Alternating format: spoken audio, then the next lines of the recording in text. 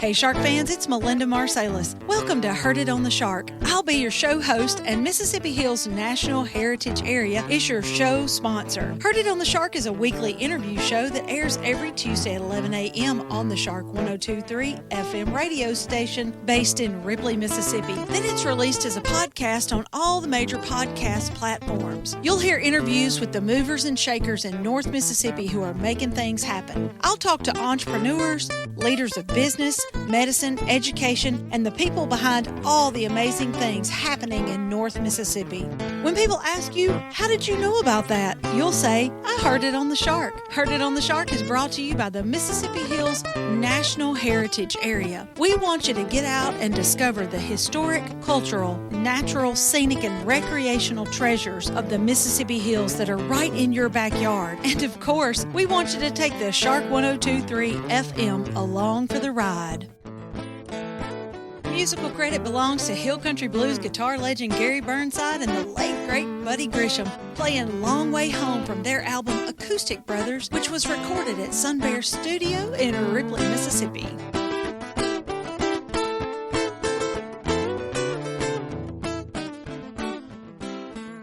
This program was recorded at Sun Bear Studio in Ripley, Mississippi. Hey Shark fans, it's Melinda with another episode of Heard It on the Shark. And today in Sun Bear Studio, I have with me the brand new, newly elected District 2 Supervisor for Tippah County, Mr. John Griffin. I thought that since Mr. Greg Harrell has been that supervisor position for a long time, and John is the new man on the block, I'd have him in and let y'all meet him and see what he's all about. So, John, thanks so much for coming up today. Thank you for inviting me. So, John, you are brand new to the supervisor game. Right. And I want to know, let's start with you as a person. So, have you lived in Tippah County all your life? Born and raised in Tippah County. Lived in Faulkner all my life. Been here forever. You went to Faulkner High School? I did. Okay. What do you do for a living? All right. I work for ILM out of Faulkner. We do seeding and sodding, erosion control, dirt work, highway work for MDOT, TDOT, Alabama Department of Transportation. Yeah, I'm a supervisor. I manage the company, manage the business. So that's pretty much it. Okay. So is your day-to-day more hands-on, or are you administrative? I'm hands-on and administrative. I do whatever I'm asked to do. I mean, yeah, I have to go out and run a shovel myself at times. Okay, so yeah, you came up through the ranks, and so you know how to do what has to be done every day. Right. But you're in charge of folks now. Right. And you're not retired or anything. You work. I do. I work every day. Okay. Tell me about your family, your wife and kids. Who you got? My wife's Brandy Skelton Griffin. I met her in high school sweethearts. Got 2 kids, Madison Shelton. Her husband's Cameron. Madison works at the office. She does payroll. My son, he's in school at Mississippi State. Got 2 grandkids, Camden and Cutler. Madison's husband, he works at Tri-State Mac in Tupelo as a mechanic. So my mother and daddy is Richard and Kathy Griffin. Mama was a Hill. So you're Faulkner through and through. Oh, yeah, you're saying all the magic words That's there. right. I'm all Faulkner. That's great. That is awesome. Okay, so now you were sworn in, duly sworn in. Yep, I saw the pictures from that, and they were great. It looked good. How'd you feel that day? I felt good. I'm glad it was over. I mean, yeah, I'm a little nervous because first time I ever done anything like that, you know. Judge Kelly Luther swore you in? Yep, that's right. He did. Did he tell some good jokes? Not too bad. He was pretty busy that day, so yeah, we got in there and got out pretty quick. I love Judge Luther. He's awesome. Okay, and so you were sworn in. Have you been to a meeting yet? Yeah, I've been to 2 so far. I went to one the day I got sworn in and went to one just Monday. Now, I'll just say for anybody, all you Shark fans listening out there, if you've never been to a supervisor meeting or an alderman meeting, you just can't be prepared for it's serious. Yeah, it is. It is. That's a lot of money. Yeah. It's a lot of taxpayer dollars. They have multi-million-dollar projects going on all the time. They have been working at it for years and years, and it's scary to be. I've gone to a few meetings, and it's hard. Mm-hmm. That's right. It is. Did you feel like a fish out of water, like, oh, my goodness, how will I ever get in here? No, not really. I mean, I've been to meetings like that before a bunch. I mean, not supervisor meetings or anything like that, but running a business, you go to meetings like that a lot. So I was pretty used to it. I mean, yeah, I was a new guy on the block, but I fell in there pretty good, I think. Yeah, you've developed a thick skin over the years, Right. I'm sure. Oh, yeah, most definitely. Well, now tell me so far, and I'll preface it by saying this. My husband was mayor of Ripley for 10 years, and it was not at all the job that he thought it would be. He loved the job once he got it, but it was not like he thought it would be. Have you so far found that to be true? No, not really. I'm pretty much used to people calling me with a problem, and it's my job to fix it. I mean, I'm not going to make everybody happy, but I'm going to try my best to make everybody happy that I can.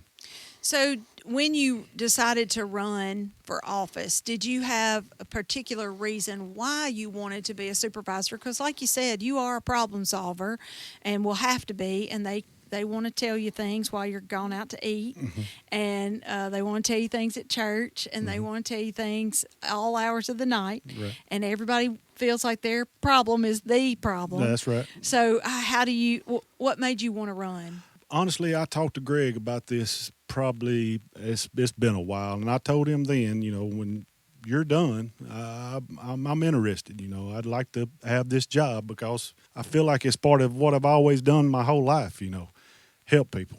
I feel like, I could be a good asset to the county, Tippah County in the 2nd District, and my word is my will. If I give you my word, it's like a handshake. That's just the way I was raised, I mean, my handshake didn't mean nothing. My granddaddy would come out his grave and make sure I was straightened out pretty quick. So people know you, and they know they can trust you and come to you with their problems, and you'll do the best you can to get them. And what about, I'll ask you a hard question, what about when you can't? Sometimes you got to say no to people. Yeah, and I don't like the word no. I like the word I will try. If I try and I can't do it, then that's one thing. But telling people no, I try not to do that. Can you tell us anything that's upcoming, some big projects that are coming down that we're about to see happen? I don't really know of any right now. Like I said, I've only been to 2 meetings, and we hadn't really got into that yet. I mean, of course, it was the end of the year when I had the first meeting, then the beginning of the year, this second meeting. So the big projects, I don't know of any right now. I'm sure there will be, though. And you've already said this a little bit, but I'll get you to clarify. Tell me what about your career is going to help you be a good supervisor. I am a people's person. I will do what I say. I've worked on roads all over Mississippi, Tennessee, Alabama. I mean, which the road part of this job is small compared to what a lot of other stuff is to do with this job, I mean, we got people's tax money that we've got to watch. I mean, I'm a taxpayer too, and I want people to watch my tax money, Yeah, I agree. But now you're right. The roads may not be a huge part of it, but they are a very visible part of it. Yes, definitely. I didn't mean to say it like it wasn't important. Yeah. It is important, but there's a lot more to this job than the roads, Yeah. There's some things that people just notice more. That there's lots of things you guys will do that's very expensive that people just don't realize what's going on. Right. That's right. What would you say to a person in their, say, 30s, 40s, younger person who is considering running for an office, maybe like you did, not against an incumbent, but as a position becomes available? What would you say to them? Be honest to people, talk to people, look them in the eye, make your handshake mean something. Don't just be somebody that you only talk to them when you're running for something. Be the same person every day. Don't be somebody different just because you're running office. John, I really appreciate you coming in today, and I feel like you're going to be a good asset for Tippah County. I appreciate your willingness to run. I know it's a sacrifice for your family and yourself, and I appreciate what you're going to do for us. All right. Thank you. Shark fans, this has been John Griffin, 2nd District Supervisor for Tippah County, and that's it for this edition of Heard It on the Shark. You can tune in every Tuesday at 11 a.m. to find out what's happening with other local leaders like John.